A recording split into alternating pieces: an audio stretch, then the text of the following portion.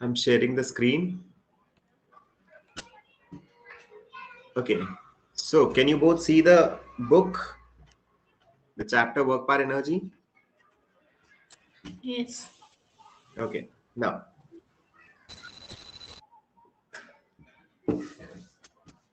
ठीक है. तो let's get started. So this is going to be a final revision for chapter 11 class 9 energy. ठीक है, ये हमारा एक फाइनल रिवीजन है. इसमें हम सारा सब कुछ कवर करेंगे. We'll systematically go through the chapter and then we will look at the back end exercises. Okay, so let's get started. Now the first topic is work. So what exactly is work? What do we mean by work? देखो यहाँ पे there are two things to be understood about work. The first thing is when we in general talk about work, ठीक है, अगर हम generally जब work की बात करते हैं तो that is a different thing. ठीक है, इन जनरल जो हम वर्क कहते हैं उसका कोई स्पेसिफिक डेफिनेशन नहीं होता. ठीक है, किसी बच्चे के लिए पढ़ाई करना एक वर्क होता है. ठीक है, someone is getting dressed up, तो it could also be a work for somebody, है ना. If your mother is preparing food for you then it is work for her. ठीक है, your father working at his in his office, this is also work for you. I am teaching you, this is also work. But अगर हम जब scientifically बात करते हैं, ठीक है, अगर हम साइंस के हिसाब से देखें तो we need to define this and that is why we have set certain conditions. हमने वर्क को डिफाइन करने के लिए कुछ सेट ऑफ कंडीशंस रखी हुई हैं और उन्हीं कंडीशंस के फुलफिल होने पर हम कहते हैं कि वर्क हुआ है या नहीं हुआ है. ठीक है, तो व्हाट आर दोस कंडीशंस? तो साइंटिफिकली अगर मैं बात करूं तो हमने वर्क की एक वर्क के बारे में कहा है कि वर्क के लिए for the work to be done, one thing that is important is force. ठीक है, that is a force should be there. ठीक है, there should be a force which is getting exerted on an object. आप किसी object पर एक force exert कर रहे हो, वो जरूरी है. जब तक एक फोर्स एक्सर्ट नहीं हो रही उस ऑब्जेक्ट पर, किसी ऑब्जेक्ट पर, उस पर वर्क नहीं किया जा सकता. And the second is there has to be displacement of the object. ठीक है, there should be a force applied on the object and there should be an associated displacement. अब यहां पे ये दो चीजें जब होंगी तभी हम बोलते हैं कि वर्क इज डन. ठीक है, बट एक और इंपॉर्टेंट चीज क्या है, देखो मैं एक बार फिर से एक एग्जांपल बता रहा हूं and you need to be very sure that you understand this. Now अब अगर लेट जस्ट से मैंने कहा दिस इज लेट जस्ट से a surface and a box of mass m is kept on the surface. ठीक है, and a force F is exerted in this direction. A force F is exerted on this box in this direction, leading to the displacement of the object from there to here. Box जो है वो यहां से यहां आ गया. ठीक है, तो what is the displacement? I would say यहां से लेके यहां तक I am representing the displacement by S. तो यहां से लेके यहां तक का this is the displacement of the object. Now अब अगर मैं यहां पे तुमसे क्वेश्चन पूछूं कि what is the work done by gravity. ठीक है, if we are talking about the work done by gravity then work done is going to be zero. ठीक है, क्यों ऐसा कहा मैंने? क्योंकि this force is responsible for this displacement and this is not the force of gravity. Getting it? Force of gravity is always in the downward direction, this and this place also. At every instant mass was being pulled in the downward direction and that was because of the force of gravity. तो जब भी आप work done की बात करते हो, whenever you talk about work done requires a force and there should be displacement because of the force. ठीक है, but अगर मैं in general बोलता कि what is the work done in this case, तो I would have considered this force into displacement that is being due to the force exerted. ठीक है, तो यहां से कंक्लूजन हमारा ये है कि हम वर्क डन की कंडीशन को तीन पार्ट्स में डिवाइड कर सकते हैं टू बी वेरी प्रिसाइज. पहला, एक फोर्स लगना चाहिए ऑब्जेक्ट पे. दूसरा, डिस्प्लेसमेंट होना चाहिए ऑब्जेक्ट का. और तीसरा, जो हम सेकंड का ही पार्ट समझ सकते हैं मगर वो है और वो बहुत जरूरी है, दैट इज कि डिस्प्लेसमेंट ऑफ ऑब्जेक्ट उसी फोर्स की वजह से होना चाहिए जिस फोर्स की हम बात कर रहे हैं हमारे वर्क डन के लिए. क्या इसमें किसी को भी कोई कंफ्यूजन है? नहीं. Okay, so we can switch on to the next part. अब we'll talk about different perspectives या different attributes related to work. So the first thing, work की unit क्या है? तो if I talk about unit of work, पहली बात formula देख लेते हैं. तो फॉर्मूला तो मैं ऑलरेडी वैसे बता चुका हूं, बट स्टिल वर्क डन का फॉर्मूला होता है force into displacement. Displacement could be represented by D, could be represented by S, it could be represented by anything. It doesn't matter. आप किस वेरिएबल से रिप्रेजेंट कर रहे हो उससे कोई फर्क नहीं पड़ता, क्योंकि यूनिट ऑफ फोर्स होता है न्यूटन एंड डिस्प्लेसमेंट की यूनिट होती है मीटर, इसीलिए वर्क डन की यूनिट हो जाती है न्यूटन मीटर. ठीक है, जिसे हम शॉर्ट में जूल्स भी बोलते हैं. ठीक है, this is the unit of work done. Next thing, अगर हम बात करते हैं कि what is one unit of work done या 1 जूल ऑफ वर्क, अगर मैं बात करता हूं 1 जूल ऑफ वर्क का मतलब क्या होगा, या अगर कोई आपसे क्वेश्चन पूछे कि डिफाइन 1 जूल ऑफ वर्क, तो व्हाट विल यू से? यू विल से कि अगर मुझे वर्क डन को 1 बनाना है और वर्क डन का फॉर्मूला है फोर्स इनटू डिस्प्लेसमेंट, तो दो चीजों का प्रोडक्ट 1 तभी आ सकता है जब दोनों 1 है. इसीलिए आई वुड से when 1 newton of force is exerted on an object and it leads to the displacement of an object by 1 meter, 1 newton into 1 meter will give you 1 newton meter, that is equal to joules. ठीक है, तो 1 joule of work कब हुआ, हम क्या बोलते हैं, या हम क्यों बोलते, कब बोलते हैं कि 1 जूल ऑफ वर्क हुआ है? जब हम कहते हैं कि 1 न्यूटन का फोर्स एक्सर्ट हुआ ऑब्जेक्ट पे और उस फोर्स की वजह से ऑब्जेक्ट का डिस्प्लेसमेंट हुआ 1 मीटर का. ठीक है, आई होप इट्स क्लियर.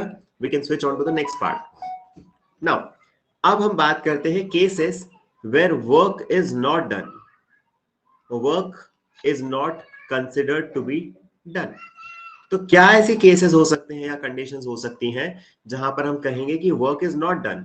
तो first thing is, I would say force exerted is 0. There is no force associated. अगर फोर्स नहीं लगा है तो हम कहेंगे कि work done is 0. Second case में बोल सकता हूं नो डिस्प्लेसमेंट. ठीक है, आपने फोर्स लगाया बट डिस्प्लेसमेंट नहीं हुआ. Suppose I try to push a wall, तो I no matter what force I exert, there is not going to be any displacement of the wall. So that is the case where you exert a force, but due to that force there is no displacement. ठीक है, and the third important thing that is to be kept in mind is कि work done के लिए तीसरा case where work done is 0 is force is exerted in this direction and the displacement is in this direction. मतलब angle between force and displacement should be if the angle between force and displacement is 90 degree, if angle between the force exerted, ठीक है, जो force आपने exert किया work करने के लिए, and displacement of the object is 90 degree, exactly 90 degree. If the angle between the work done and the force is 90 degree, again क्या होता है, work is not done or you will say work done is 0. ये 3 conditions होती हैं. और basically अगर देखा जाए तो जैसे हमने कहा था ना कि वर्क डन के लिए कंडीशन क्या कहा था हमने, कि एक फोर्स होना चाहिए, एक डिस्प्लेसमेंट होना चाहिए, और हमने कहा था कि फोर्स की वजह से ही डिस्प्लेसमेंट होना चाहिए. तो वर्क नॉट डन की कंडीशन में मैंने यही चीजों को पूरा इनका आई वुड से इनका मैंने ऑपोजिट ले लिया है. ठीक है, मैंने कहा फोर्स नहीं लगे तो वर्क नहीं होगा, फोर्स लगा बट डिस्प्लेसमेंट नहीं हुआ तो वर्क नहीं होगा, या फिर फोर्स जिस डायरेक्शन में लग रहा था एंड डिस्प्लेसमेंट ऑफ ऑब्जेक्ट जिस डायरेक्शन में हुआ है वो दोनों डायरेक्शंस में अगर 90 डिग्री का एंगल है तो भी वर्क डन नहीं होगा. ठीक है, I hope this is clear. Now again I am switching on to the next thing. अब what is positive work and negative work? What do we mean by positive work and negative work? तो you must understand, देखो हम बात करते हैं जब work की, work done की, तो we say it is the product of force and displacement. I represented by dot or I have represented by cross. Don't get confused. For now, it's one and the same thing.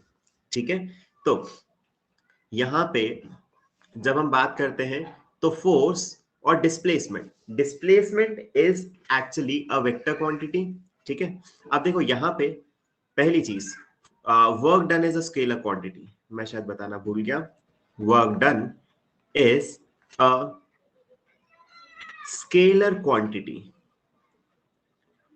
ठीक है। तो you should know this, work done is a scalar quantity. Now work done is equal to force into displacement होता है। तो अब देखो, force की एक डायरेक्शन होती है, डिस्प्लेसमेंट की भी एक डायरेक्शन होती है, ठीक है। Force is also vector quantity, displacement is also vector quantity. मतलब आपका जो ये वर्क डन है, इसमें फॉर्मूला वाइज दो चीजें इंक्लूड होती है, एक होता है फोर्स, दूसरा होता है डिस्प्लेसमेंट, दोनों होती है वेक्टर क्वांटिटीज। और इन दोनों के प्रोडक्ट से जो आपके पास वर्क डन बना है वो होता है एक scalar quantity. Now work done के लिए जो आपने फोर्स और डिस्प्लेसमेंट लिया, अब क्योंकि ये वेक्टर क्वांटिटीज है तो इनकी डायरेक्शंस हो सकती हैं।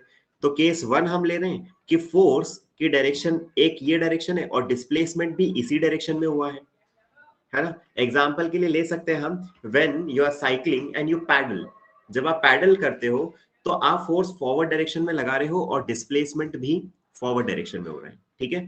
तो this can be considered as a somewhat related case where the work done is positive, ठीक है। सेकेंड केस हम लेते हैं जहां पर we say that फोर्स की डायरेक्शन लेट जस्ट से इधर है एंड डिस्प्लेसमेंट की डायरेक्शन इसके बिल्कुल ऑपोजिट है, ठीक है।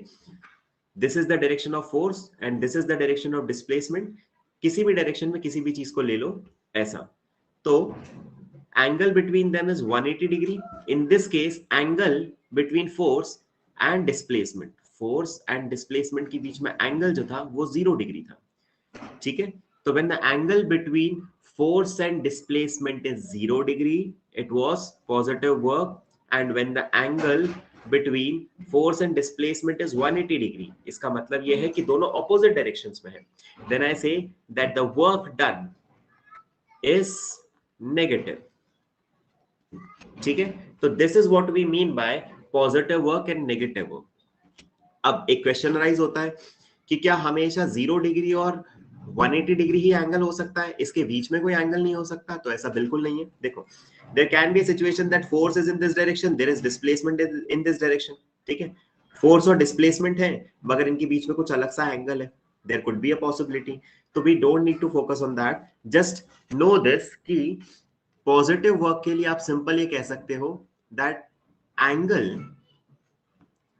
Between force and displacement is less than 90 degree, ठीक है। अगर angle between force and displacement less than 90 degree होता है तो that represents a positive work. Similarly negative work के लिए क्या होगा? तो this is angle between force and displacement is greater than 90 degree, and in that case I would say that the work done is negative. तो अगर angle less than 90 या more than 90 होता है तो उसके बेसिस पे we say that the work done is positive और negative. अगर एग्जैक्टली 90 डिग्री है फोर्स और डिस्प्लेसमेंट के बीच का एंगल, जैसा कि केस हमने ऊपर देखा था दिस केस, तो there is no work done. इससे कम अगर एंगल है तो पॉजिटिव वर्क डन, इससे ज्यादा अगर एंगल है तो नेगेटिव वर्क डन, बट अगर एग्जैक्टली 90 है तो zero work done. I hope this is clear. Anybody has any doubts? कुछ भी कोई कंफ्यूजन? हाँ बताओ। सर अगर वर्क डन में तो नेगेटिव और दोनों तो स्केलर क्वांटिटी कैसे होगी? मुझे समझ में नहीं आया। अच्छा, वर्क डन में scalar quantity, work done scalar quantity कैसे होगी ऐसा? हाँ, क्योंकि उसमें डायरेक्शन भी होती है और मैग्नीट्यूड भी होती है। देखो, वर्क डन में मैं वही कह रहा हूँ, you need to understand one thing. देखो, देर तुम आगे हायर अभी क्लासेस में पढ़ोगे, when you talk about product of two vectors, ठीक है। दो, जब भी हम वेक्टर क्वांटिटीज की बात करते हैं ना, vector quantities which are the ones, vector quantities जिनमें डायरेक्शन भी होता है, उनके केस में क्या होता है कि you can multiply it in two different manners. You can have two types of product. I hope you remember, मैंने पहले भी बताया था, there are two things. One is scalar product ठीक है, also called dot product, and the other is called vector product, also called cross, that is cross product. ठीक है, तो जब भी आप दो वेक्टर्स का स्केलर प्रोडक्ट करते हो, दैट इज डॉट प्रोडक्ट करते हो, that gives you a scalar quantity, and जब आप उनका वेक्टर प्रोडक्ट करते हो, दैट इज क्रॉस प्रोडक्ट, तब जाके वो होता है एक वेक्टर क्वांटिटी। ठीक है, तो this is basically a difference. अभी जब हम वर्क डन की बात करते हैं, तो वर्क डन में एक्चुअल फॉर्मूला वर्क डन का होता है F dot D S. ds represents displacement, work f represents force, जिसे मैं डॉट हटा के, डॉट का मतलब होता है cos थीटा, मैं यहां लिख देता हूं, एंड क्रॉस का मतलब होता है sin थीटा। ठीक है, तो f डॉट ds का मतलब होता है f, हटा दो इसे, f ds cos थीटा, मतलब f into ds into cos theta. Similarly एक और होता है, obviously that is not, this is a cross b, मैं ए और बी से बता रहा हूं, फोर्स और डिस्प्लेसमेंट से नहीं। एक होता है ए और बी के बीच में मल्टीप्लीकेशन की साइन लगाना, क्रॉस लगाना, when a and b are vector quantities.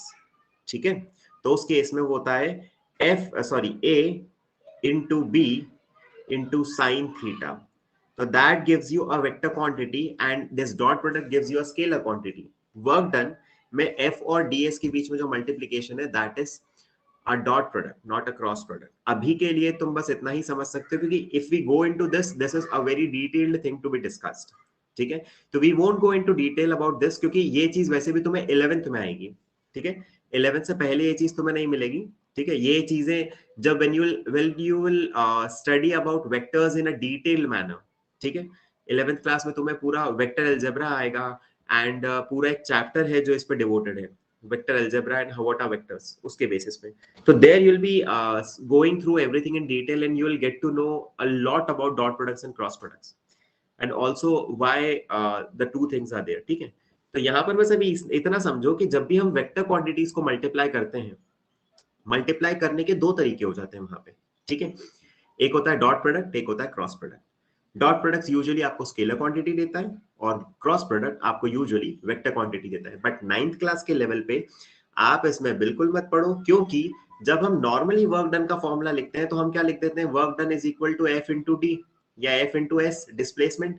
तो यहाँ पर अगर हम दोनों चीजों को साथ में पढ़ेंगे, dot product and cross product, तो हम कंफ्यूज होंगे कि ये तो एफ क्रॉस एस है, तो हमें ये कंफ्यूजन ना हो, इसीलिए जस्ट स्टिक टू दिस कि work done is a scalar quantity, it is a dot product of force and displacement. हम जनरली अगर लिख रहे हैं यहाँ पर एफ क्रॉस एस, तो हमारा एफ क्रॉस एस मतलब नहीं है, हमारा मतलब सिंपली है F into S.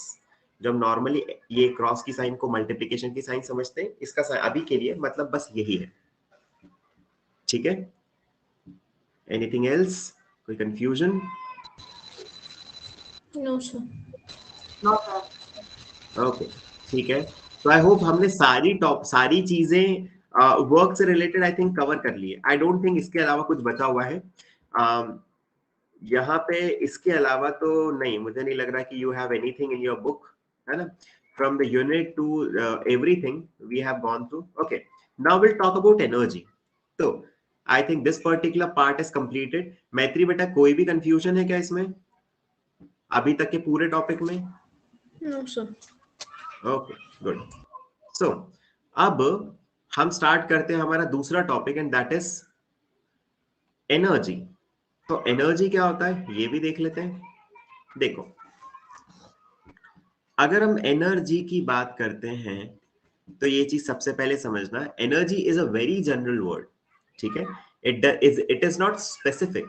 in general you can have multiple ways in multiple forms of energy, to be precise।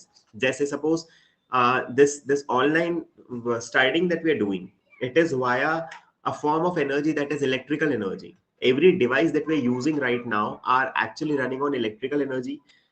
you might also be using lights at times, मतलब in the evening। तो अभी अगर नहीं भी यूज कर रहे तो you'll be using it, है ना, within 2-3 hours or in an hour or two।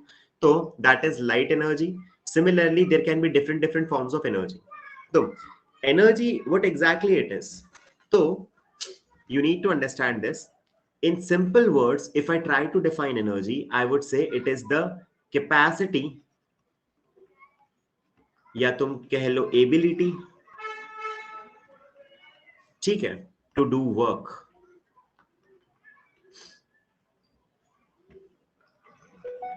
The ability to do work or the capacity to do work is called energy. ठीक है. आप में जैसे हम कहते हैं ना कि I am not left with sufficient energy, ठीक है, तो what do we mean by that? We simply mean that we are not in a state, we need some rest, we won't be able to do whatever is being as work provided to us. ठीक है. तो in general अगर हम simple definition देखें तो हमारी simple definition यही होती है, energy is simply the capacity और the ability to do work. ठीक है. It simply means more is the energy, more is the amount of work that could be done, and less is the energy, less is the amount of work that could be done. Now, क्योंकि this work energy power वाला chapter is a chapter which is based on pure mechanics, here we'll be talking about two types of energy. The first is kinetic energy and the other is potential energy. ठीक है. तो we are talking about two types of energies here in this chapter. One is kinetic energy and the other is potential energy. अब हम पहले देख लेते हैं what exactly is kinetic energy.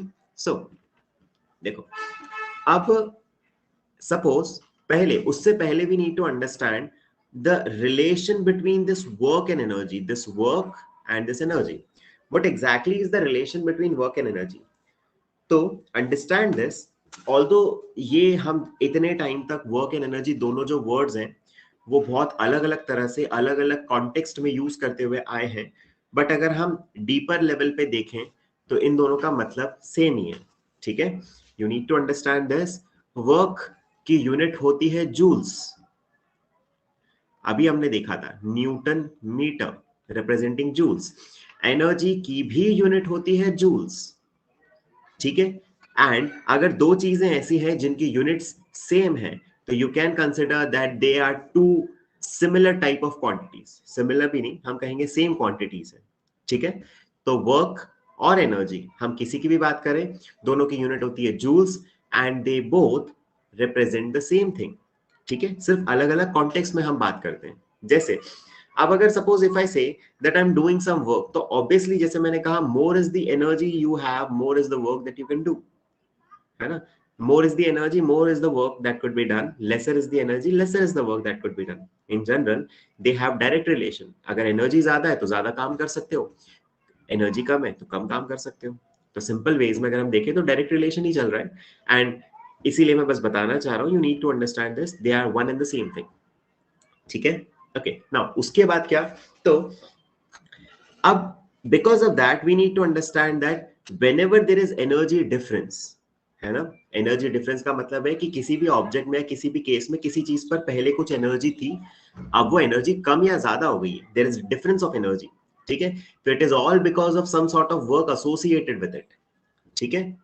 अगर वर्क हुआ है, ठीक है, किसी ऑब्जेक्ट पे वर्क हुआ है या किसी ऑब्जेक्ट ने वर्क किया है, उसके बेसिस पे एनर्जी उसकी कम या ज्यादा होने लगती है. ठीक है. तो there is this sort of relation. If there is change in energy, there is going to be a work associated with it. कुछ वर्क एसोसिएटेड है, इसीलिए उसमें एनर्जी का चेंज आया है. ठीक है. जैसे if I say that I have been working for the whole of the day, तो my energy has got exhausted because I have done a lot of work. ठीक है.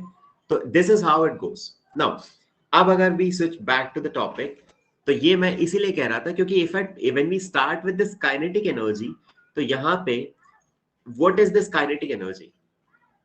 तो पहली चीज, काइनेटिक एनर्जी को हम सिंपल वे में कहते हैं it is the energy associated with moving objects. ठीक है. अब ये जो चीज है, जब मैंने कहा kinetic energy is the energy associated with moving objects, तो एक चीज बहुत अच्छे से समझना है हमें. ठीक है.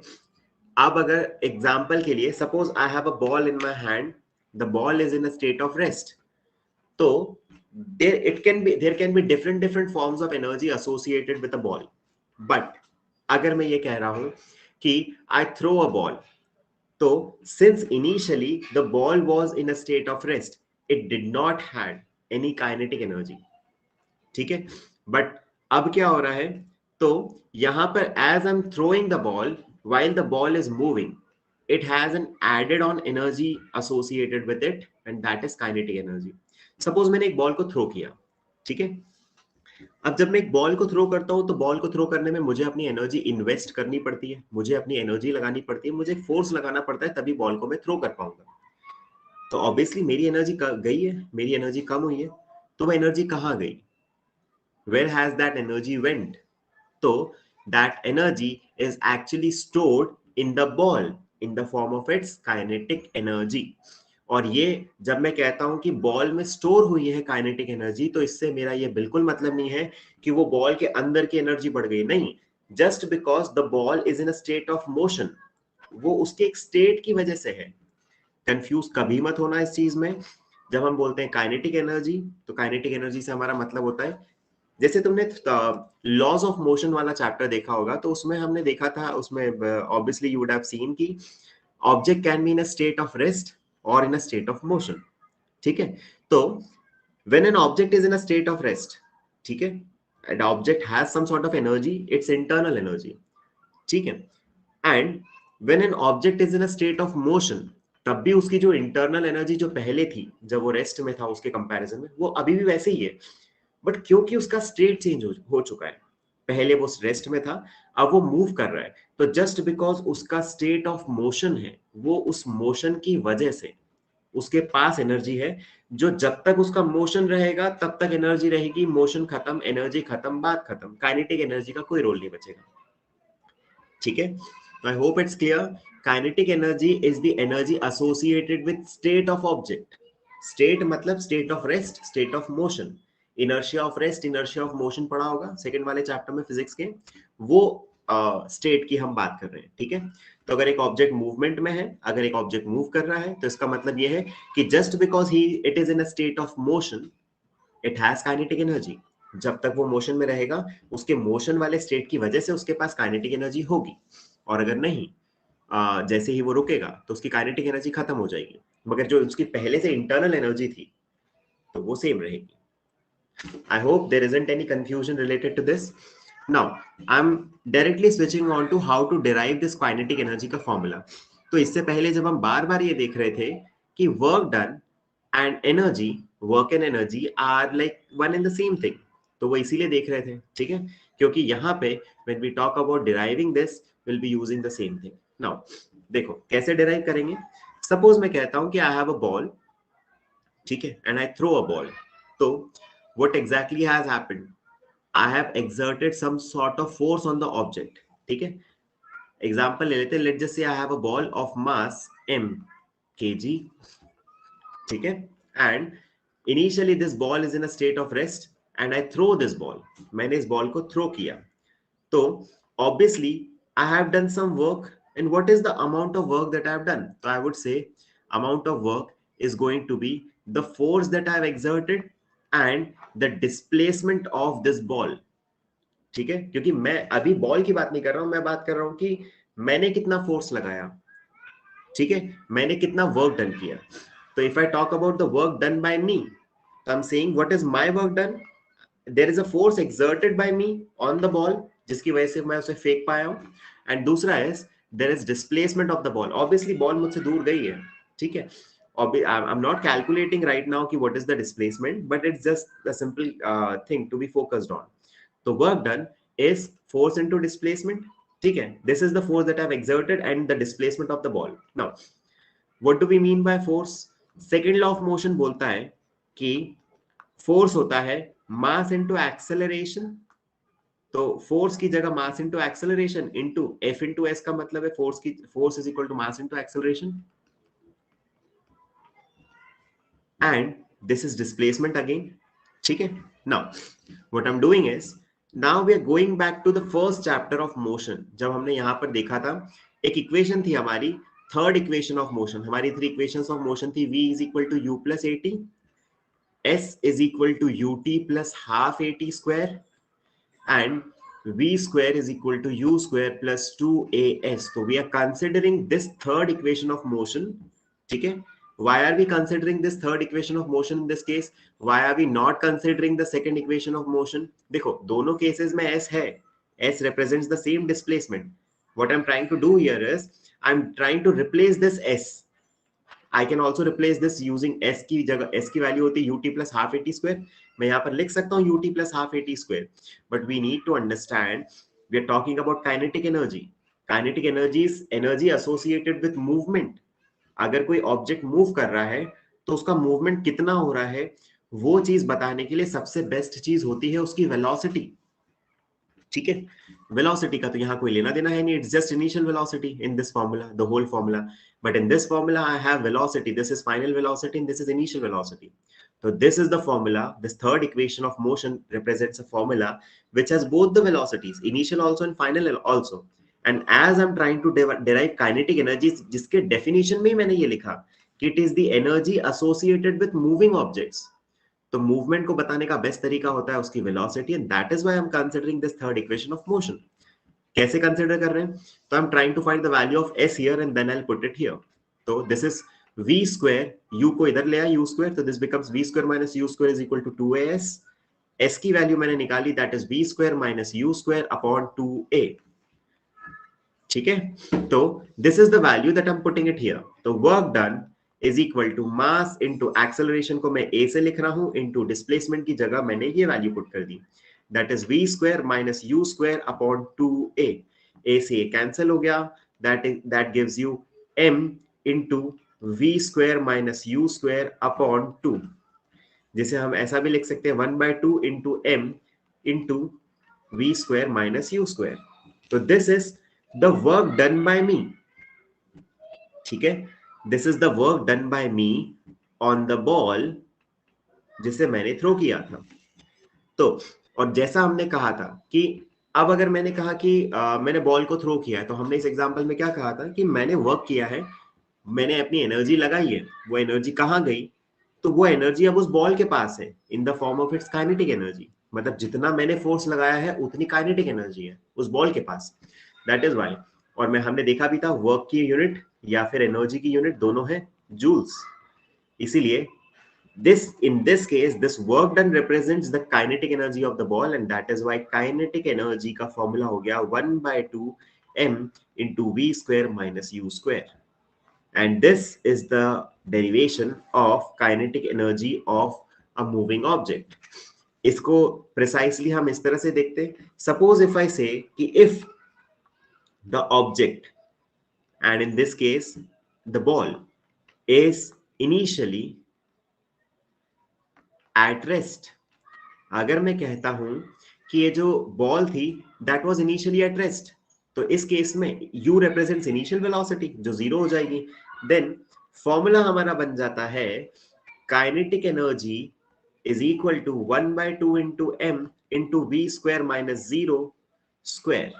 That is 1 by 2 m v square. This becomes the final formula for the kinetic energy of an object which was initially at rest. This is very important. This is rest. ठीक है? ऑब्जेक्ट जो अगर rest में था पहले, अब अगर उससे फोर्स लगाया जाता है, उस पर वर्क किया जाता है, एंड उसकी वजह से अगर वो मूव करने लगता है तो उसकी काइनेटिक एनर्जी कितनी होगी? तो that is half m v square. ठीक है? This is the derivation of kinetic energy. Obviously इसकी यूनिट है जूल्स. तो आई डोंट थिंक इसमें कोई कंफ्यूजन होगा, but still I want you to go through and let me know क्या किसी को कोई भी दिक्कत है इसमें.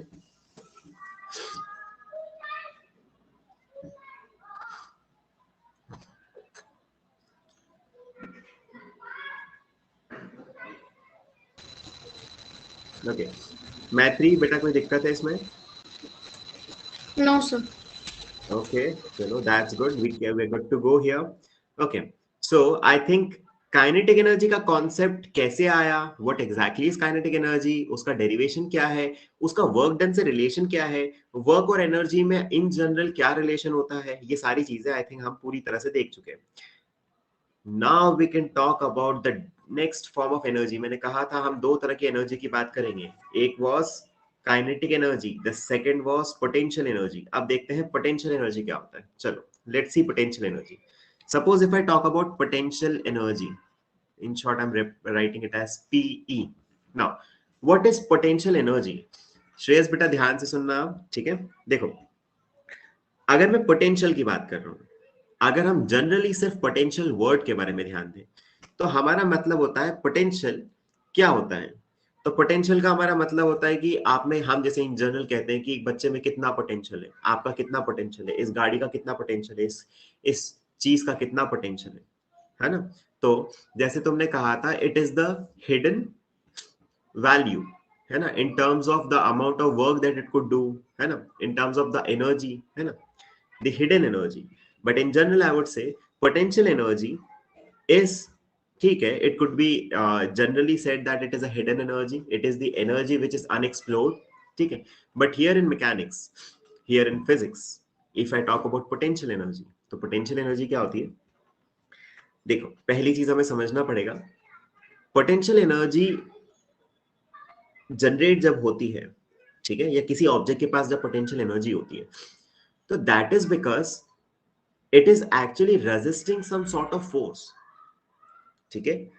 ये चीज समझना, no matter what kind of potential energy we are talking about, ठीक है, it is always a resistive force, resistive energy, the energy due to which you are able to resist, ठीक है, या because of the resistance you have achieved that energy, ठीक है।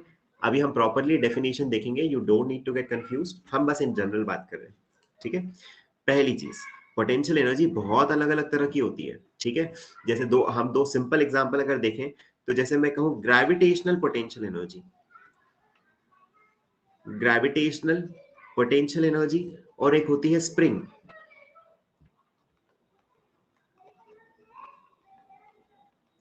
Simple way में ऐसा नहीं है कि सिर्फ ये दो ही तरह की पोटेंशियल एनर्जी होती है, there can be different, there can be electrostatic potential energy, there can be different different forms of energy, but in general ये दो चीज, ठीक है। अब यहां पर हमारे सिलेबस में सिर्फ ये वाली पोटेंशियल एनर्जी है, ठीक है। तो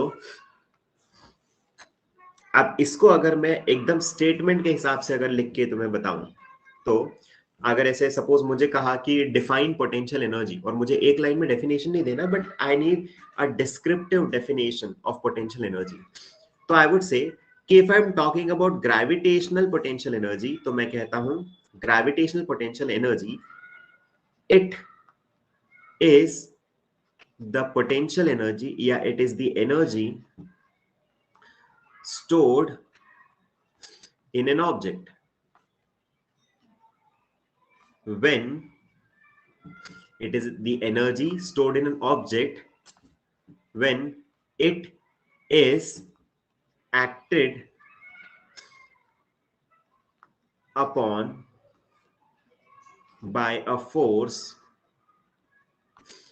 which works and displaces the object against the gravitational force.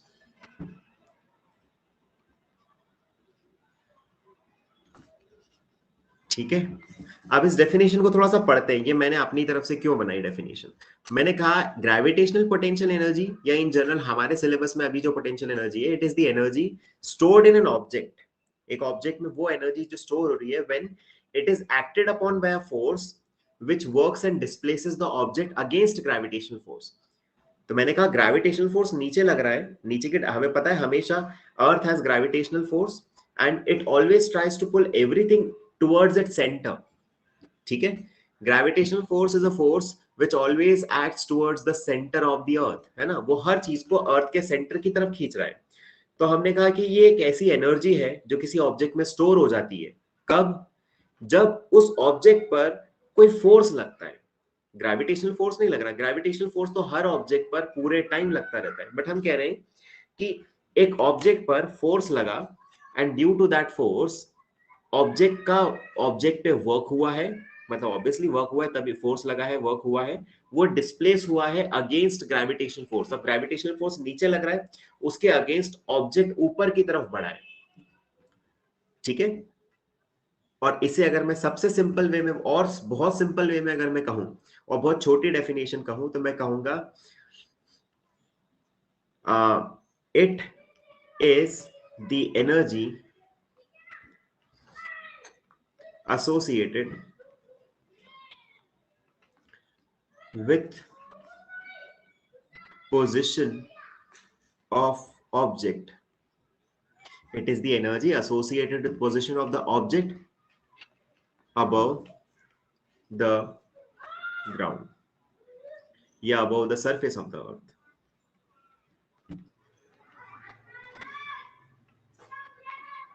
ठीक है, ये भी एक डेफिनेशन हो गई।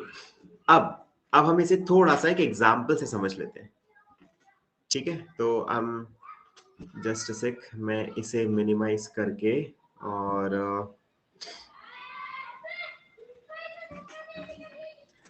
Suppose I have a cup here, ठीक है। So let's just say this is the surface of the earth, ठीक है। This table represents the surface of the earth. पहली डेफिनेशन के हिसाब से नीचे की डायरेक्शन में ग्रेविटी से पूरे टाइम खींच रही है, ठीक है। There is a force of gravity acting in the downward direction on this mug. Now what exactly is happening, अगर मैं कह रहा हूं the gravitational potential energy is going to be an energy that will be stored in this object। कब? जब मेरे हाथ की एक एक्सटर्नल एनर्जी इस पर, एक्सटर्नल फोर्स इस पर वर्क कर रहा है, जिसकी वजह से ये ऑब्जेक्ट जो है ये अगेंस्ट ग्रेविटी डिस्प्लेस हो रहा है। ये ऑब्जेक्ट ऊपर जा रहा है, ग्रेविटी नीचे है, तो अगेंस्ट ग्रेविटी ये उठ रहा है। तो जैसे जैसे इसकी हाइट रेज होगी, इसकी ग्रेविटेशनल पोटेंशियल एनर्जी बढ़ती रहेगी। क्यों हो रहा है ऐसा? Because there is some sort of work done against gravity। So when there is work done against gravity, it adds up to the potential energy of the object। क्या ये समझ में आ रहा है? कोई कंफ्यूजन तो नहीं है इसमें? The energy which you are applying on the object is getting converted into the potential energy। Exactly, बिल्कुल वही तो है। अब अगर मैं इसे दूसरे नजरिए से देखता हूँ, सपोज मैंने कहा कि ये, अब मैं अगर जैसे हमने काइनेटिक एनर्जी में वर्क डन के हिसाब से देखा था, तो सपोज इफ आई से दिस इज द ग्राउंड, ठीक है। मैंने इस मग को उठाया and let's just say I raise it to a height of 3 meters, although it is not 3 meters, but मैं कह रहा हूं कि लेट्स जस्ट से this mug is being raised to a height of 3 meters। तो what I'm saying that मैंने इसे उठाया है, तो ऑब्वियसली जब मैं इसे नीचे से ऊपर उठा रहा था तो मुझे अपना फोर्स लगाना पड़ रहा था, मुझे अपनी एनर्जी लगानी पड़ी है। Obviously if I lift something heavy to a particular height, तो मुझे अपनी एनर्जी इन्वेस्ट करनी पड़ती है। वो मेरी एनर्जी जो रहती है वो कहाँ गई? मेरी एनर्जी तो वेस्ट हो गई, वो तो कहीं और स्पेंड हो गई है। मतलब मुझ में जो पहले एनर्जी थी वो अब नहीं है, तो वो कहाँ गई? That get stored in the object as its potential energy. तो जो भी आप वर्क करते हो किसी ऑब्जेक्ट पे, जिससे आप उस ऑब्जेक्ट को अगेंस्ट ग्रेविटी रेस करते हो, उठाते हो, है ना, there is displacement of the object opposite to the direction of gravity. तो आपने जो वर्क किया है, आपको ग्रेविटेशनल फोर्स को रेजिस्ट करना पड़ता है। वो ग्रेविटेशनल फोर्स को रेजिस्ट करते हुए जब आप एक ऑब्जेक्ट को उसके अगेंस्ट ले जाते हो ऊपर, तो उसकी वजह से depending on the position of the object जो उसमें एनर्जी स्टोर होती है, वो एनर्जी को हम बोलते हैं पोटेंशियल एनर्जी।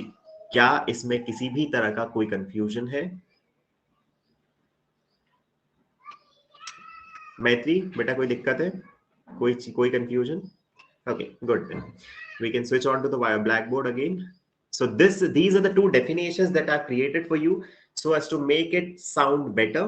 हमने एग्जाम्पल से भी देखा, तो आई जस्ट होप तुम्हें बहुत अच्छे से समझ में आ गया होगा what is the basic concept of gravitational energy. Okay, again now will switch on to what, तो ग्रेविटेशनल पोटेंशियल एनर्जी फॉर्मूला देखते हैं कैसे बनेगा। तो लेट्स जस्ट से मैंने कहा this is ground, this is an object here, है ना, this is an object here and इसका मास है m and let's just say I'm trying to raise it to a particular height h। ये object को मैं यहां से, shares to confusion? But you are not sharing the screen। Oh sorry my bad just a sec, मैं भूल गया था। हाँ, okay, can you see the screen now? Yes, sir. हाँ, तो let's just say I say that this is the ground level.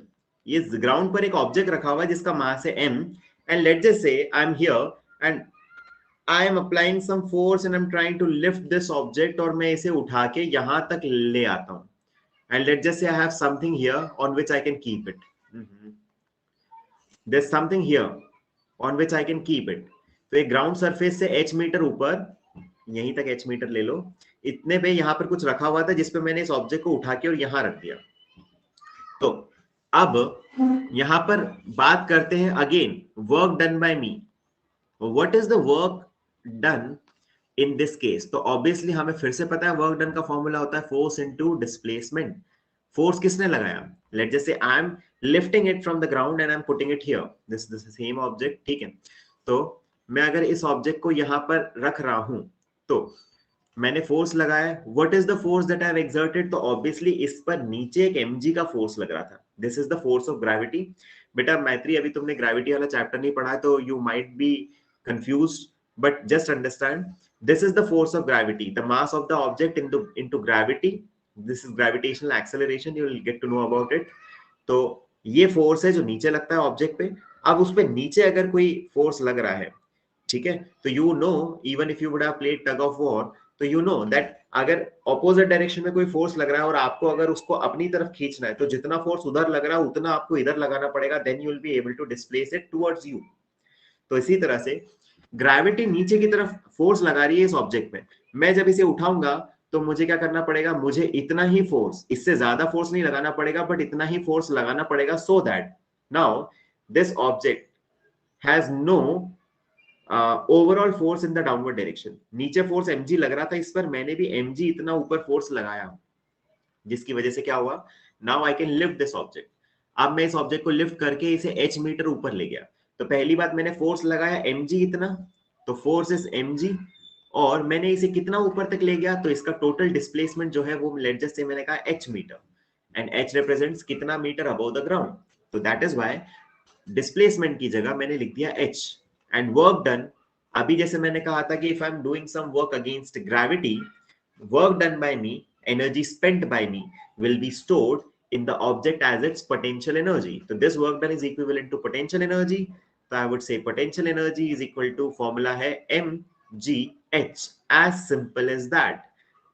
Object का मास कितना है, उस पर नीचे ग्रेविटी का फोर्स लगता है, तो mg is the force acting in the downward direction. आपको उतना ही फोर्स ऊपर के डायरेक्शन में लगाना पड़ेगा, and h represents the displacement of the object above the ground. You need to be very sure this h represents the displacement above the ground, ठीक है, okay, कोई कंफ्यूजन नहीं होना चाहिए इसमें। नाउ अब इसके बाद जाके हम देख लेते हैं दो क्लासिक केसेस, तुम्हें बुक में भी दिखेंगे यहाँ पे। वन इज जहां पर they say that let's just say you both live on a particular floor, ठीक है। हमने पोटेंशियल एनर्जी में, आई होप यू रिमेंबर, जब मैंने कहा था कि suppose even when you take a lift, ठीक है, let's just say this is the third floor, ठीक है, and you take a lift from the ground floor and you go directly up till the third floor, and the next case is where you take stairs and you reach the third floor,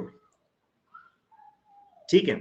तो when you take the stairs and when you reach the third floor using lift, in both the cases when you finally reach the third floor, जब आप finally third floor पे पहुंचते हो तो third floor पर आपकी potential energy irrespective of what you have chosen as a path, आप lift से ऊपर जाओ या आप सीढ़ियों से ऊपर जाओ, आपकी पोटेंशियल एनर्जी सेम रहती है, ठीक है।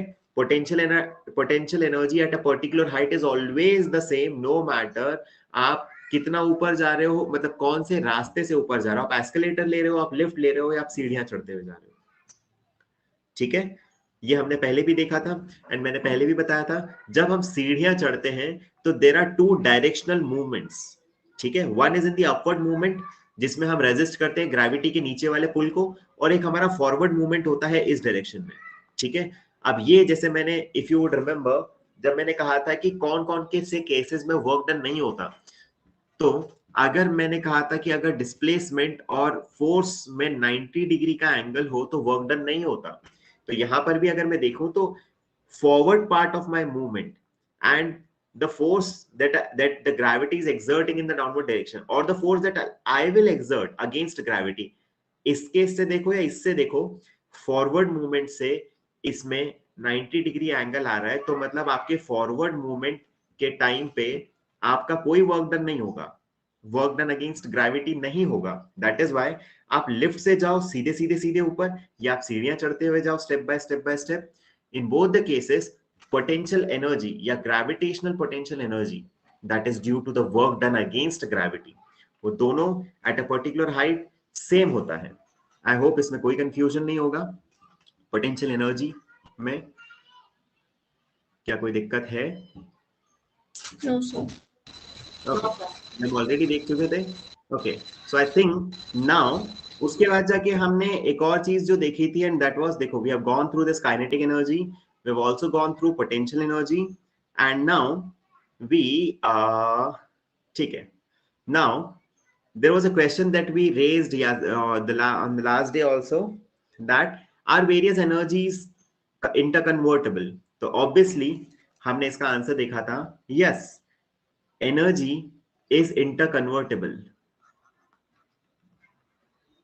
Energy is interconvertible. And what do I mean by interconvertible? Energy can be converted from one form to another. और इसके simple examples अगर हम देखें तो हमें घर में भी मिलता है. We are using electrical energy to run the fans. Fan move कर रहा है तो उसमें मैकेनिकल एनर्जी होती है. लाइट्स चल रही है तो electrical energy is getting converted into light energy. If you use a microwave at your place, तो electrical energy is getting converted into electromagnetic energy. ठीक है, that is a wave energy. उसके बाद जाके इफ आई से use an iron और अ toaster और heater और something, so their electrical energy is getting converted into heat energy. So there can be different, we have hundreds of examples nearby us where we see conversion of energy. ठीक है, energy getting converted from one form to another. But here, as this chapter deals with mechanics, हमने सिर्फ दो तरह की energy देखी है, एक है काइनेटिक एनर्जी और एक है पोटेंशियल एनर्जी. ठीक है, तो क्या ये दोनों आपस में इंटरकन्वर्टेबल हैं? तो इसका भी आंसर है हाँ, बिल्कुल. काइनेटिक एनर्जी हमेशा पोटेंशियल एनर्जी में और पोटेंशियल एनर्जी हमेशा काइनेटिक एनर्जी में कन्वर्ट आराम से हो सकती है. And that is why there is a statement. देखो, पहली चीज, one statement about energies that we usually say, energy can neither be created nor can be destroyed, it can only be converted from one form to another. ठीक है, although that converted form may or may not be usable, आप उसे use कर सको नहीं कर सको वो अलग बात है, बट एनर्जी एक फॉर्म से दूसरे फॉर्म में कन्वर्ट हो जाती है, वो कभी भी डिस्ट्रॉय नहीं होती. ठीक है, this is one general statement. Now let's just talk about a case where we can clearly see the conversion of potential energy into kinetic energy. हम पहले भी ये देख चुके थे. We'll just revise this. Suppose this is the ground. From the ground there's a ball here and I throw the ball in the upward direction. This ball goes in the upward direction. ठीक है, the ball goes in the upward direction and it reaches the top height. ठीक है, ये एकदम top पे यहाँ पे पहुंच गई. अब क्या हुआ इस केस में? तो when the ball was going up, मैं देख रहा हूं कि इसकी height above the ground continuously बढ़ती जा रही है. ठीक है, हाइट जो है वो कंटिन्यूसली ऊपर बढ़ती जा रही है. तो we know that when a ball is thrown in the upward direction, आप जब बॉल को थ्रो करते हो तो you provide its maximum velocity. ठीक है, आप उसे मैक्सिमम वेलोसिटी देते हो. ठीक है, you throw it with maximum velocity, but क्योंकि ग्रेविटी उसे नीचे खींच रही होती है, स्पीड अगर ऐसे देखा जाए अपवर्ड डायरेक्शन में, तो आई वुड से स्पीड डिक्रीज होती है. Speed decreases, speed continuously decrease होती है, टॉप हाइट पर जाके उसकी स्पीड हो जाती है 0. So if I compare this point and this point, the top point and the point on the ground from which the ball was thrown, so here I know that it has maximum velocity or maximum speed. Don't get confused, speed and velocity one and the same thing for this case. ठीक है, तो अगर मैं कह रहा हूं कि इसकी maximum velocity या maximum speed थी यहाँ पे, तो that was 1/2 mv square was its kinetic energy. ठीक है, and what was its potential energy? Potential energy थी 0, क्योंकि it is on the ground. Potential energy का हमने फॉर्मूला देखा था ना, वो होता है mgh. mg तो ठीक है, बट h कुछ है ही नहीं. There is no displacement above the ground. Now जब आप ऐसे धीरे धीरे ऊपर जा रहे हो तो यू वुड नोटिस कि पोटेंशियल एनर्जी धीरे धीरे बढ़ती जा रही है। क्यों बढ़ती जा रही है? क्योंकि height above the ground continuously बढ़ती जा रही है। जैसे जैसे आप ऊपर जा रहे हो तो एक तरह से आपका अगेंस्ट द ग्रेविटी डिस्प्लेसमेंट होता जा रहा है, तो आपकी पोटेंशियल एनर्जी बढ़ती जा रही है। बट साथ में हम देखते हैं स्पीड डिक्रीज हो रही है। स्पीड डिक्रीज हो रही है मतलब ये v स्क्वायर डिक्रीज हो रहा है। अब ये v स्क्वायर डिक्रीज हो रहा है, इसका मतलब काइनेटिक एनर्जी डिक्रीज हो रही है। ठीक है, तो this simply represents a case when the ball is going in the upward direction. This is a case where kinetic energy is getting converted into potential energy, and at the top point the ball finally is with zero velocity. Ball finally रुक चुकी है क्योंकि अब वो यहां से नीचे जाना स्टार्ट करेगी। तो at that instant maximum height पे पोटेंशियल एनर्जी मैक्सिमम है, क्योंकि मैक्सिमम हाइट पे पहुंच चुकी है बॉल। एंड देन यहां पे अगर देखें तो क्योंकि वेलोसिटी जीरो है, इसकी काइनेटिक एनर्जी जीरो हो चुकी है। Now what will happen? The ball will start coming in the downward direction. अब जैसे ही वो नीचे आने लगेगी उसकी हाइट कम होने लगेगी, हाइट कम होने लगेगी तो ऑब्वियसली पोटेंशियल एनर्जी कम होने लगेगी। बट जैसे जैसे बॉल नीचे आती है उसकी वेलोसिटी बढ़ने लगती है फिर से। तो मतलब this is again a conversion of potential energy into kinetic energy. तो when the ball moves in the upper direction, it is an example of kinetic energy getting converted into potential energy. But when the ball starts coming in the downward direction, there is conversion of potential energy into the very same kinetic energy. And this represents that this represents the case where kinetic energy and potential energy interconverts. ठीक है? And you must know this also, that the sum of potential energy of an object plus sum of kinetic energy of an object is called mechanical energy. Mechanical energy of an object. ठीक है? तो if somebody asks you कि what is mechanical energy of an object, you should simply say it is the sum of potential and kinetic energy of an object. And you should know on the earth mechanical energy को अगर मैं me से लिखूं तो mechanical energy is always conserved. And what do I mean by conserved? Something that is conserved, it means that it will not get destroyed. ठीक है? तो मतलब कभी भी sum of potential energy plus kinetic energy, that is mechanical energy, won't get destroyed. या तो mechanical kinetic में मतलब potential kinetic में convert होगी, kinetic potential में convert होगी, मगर खत्म कभी नहीं होगी। क्या इसमें कोई कंफ्यूजन है किसी को भी? No, sir. ओके ओके, तो अब मैं ज्यादा तुम्हें बोर नहीं करूंगा, मैं तुम्हें बस एक और चीज यहां से पढ़ा रहा हूं, and that is power. We'll continue with one more thing, and that is rate of doing work, and then उसके बाद जाके you'll be like Azad. So let's get started without wasting any time. तो अब हम नया topic देखते हैं, that is power. This is new to both of you. What is power? अब देखो, हमने बात की वर्क डन की इतने टाइम में, फिर हमने देखा कि वर्क डन एनर्जी के बराबर होता है। फिर हमने दो तरह की एनर्जी देख ली, काइनेटिक और पोटेंशियल। फिर हमने देख लिया कि काइनेटिक और पोटेंशियल दोनों जो है वो इंटरकन्वर्टेबल है, काइनेटिक पोटेंशियल में, पोटेंशियल काइनेटिक में। अब बात करते हैं व्हाट इज पावर। तो suppose if I tell you कि there is a particular work, there is a particular task that is to be completed. ठीक है? अब there are two students, two students, be it any. एक इंसान, एक student उसे 5 घंटे में काम, उस काम को 5 घंटे में करता है, और दूसरा जो स्टूडेंट है वो उससे पूरा एक दिन लगा देता है काम करने में। तो if I talk in terms of the work done, भले एक बच्चे ने, एक स्टूडेंट ने 5 घंटे में कर दिया, दूसरे ने पूरा दिन ले लिया, मगर काम तो इवेंचुअली हो गया। But we know that in real life, we know that efficiency is also important. ठीक है? And the rate at which the work is done, what do I mean by the rate at which the work is done? कितना जल्दी काम हो जाता है वो हमारी प्रैक्टिकल लाइफ के लिए बहुत जरूरी होता है। एक काम कितना जल्दी कर सकते हो, क्योंकि ऐसे देखा जाए तो every student who is sincere, eventually one or the other day throughout the session completes his or her syllabus. आप अपना syllabus complete कर ही लेते हो, but you know that how important it is to complete the syllabus before time. है ना? We have this particular deadline also. Our life runs with deadlines. तो इसीलिए हमें समझ में आता है कि it's not just the work that is important, the rate, the speed with which work is done, that is also important. And that is why in physics we needed another word to be coined, and that is called power. What is power? Power is nothing but the rate at which work is done. तो rate of doing work is power. अब एक चीज ध्यान रखना, ये rate word तुमने physics में 9th class में हर बार सुनना स्टार्ट कर दिया होगा। whenever you see this word rate, consider this, understand this, that you're talking about with respect to time. तो whatever you're talking about, that is getting divided by time।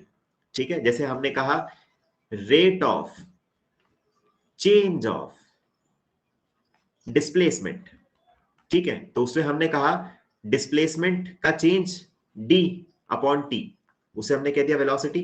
तो अगर हम कहते हैं रेट ऑफ चेंज, तो change जो है displacement में है और रेट की वजह से हमने डिवाइड किया था टाइम से, तो that was d by t, that is velocity, first chapter. अगर हमने कहा होता rate of change of velocity, तो हम कहते हैं change in velocity v minus you divided by t, that is acceleration. तो हमेशा हम डिवाइड कर रहे हैं टाइम से।